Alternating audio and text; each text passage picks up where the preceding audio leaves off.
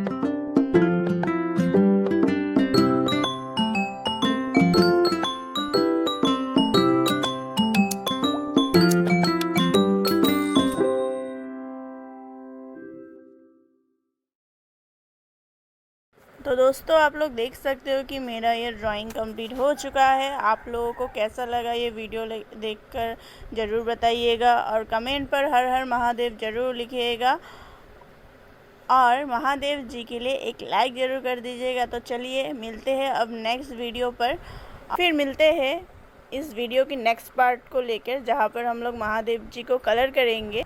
Bye bye, take care. और श्रावण के दूसरे सोमवार के लिए एक बार फिर से आप सभी को हार्दिक शुभकामनाएं।